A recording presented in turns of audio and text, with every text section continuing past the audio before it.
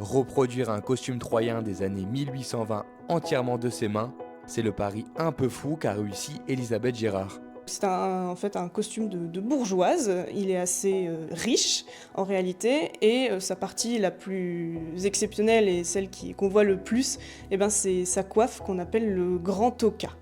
La jeune femme, âgée de seulement 24 ans et costumière de métier, a mis 2 ans et demi pour confectionner le costume. C'est beaucoup de recherche, puisque c'est un costume où on a très peu de sources, malheureusement.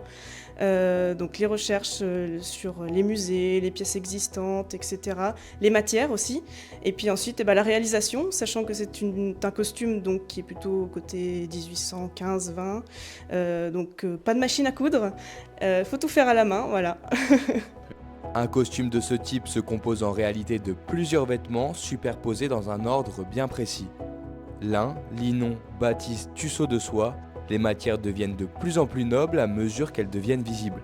Cette tenue était traditionnellement portée le dimanche pour aller à la messe et lors des grandes occasions. Et rien n'a été laissé au hasard par Elisabeth jusque dans les moindres détails. Ce qu'on a en dessous, et qui plaît beaucoup, et qu'on a en Champagne on appelle les pouillères. Voilà, ce sont en fait des petites poches amovibles qui s'attachent, qui faisaient office simplement de sac pour mettre un petit peu toutes nos affaires personnelles. La particularité de ces poches amovibles en fait à l'époque, c'était que les femmes aimaient broder un petit peu tout ce qu'elles aiment. Moi j'ai vu des pièces existantes où une femme avait brodé une montgolfière parce qu'elle en avait vu une pour la première fois de sa vie et ça l'avait impressionnée. Et moi, comme j'aime les cochons d'Inde, j'ai brodé des petits cochons d'Inde, voilà. Ça va pas plus loin que ça.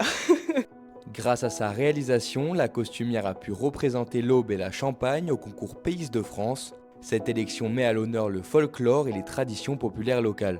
C'est très important pour moi de mettre en lumière notamment la tradition et le costume troyen et champenois, puisque en fait, dans ce genre d'élection, de manifestation ou autre, la Champagne elle est quand même très peu représentée. Et j'avais envie qu'on nous voit un peu et qu'on se souvienne de nous aussi par la suite. Défi relevé, avec son costume, Elisabeth a marqué les esprits du jury en devenant deuxième dauphine.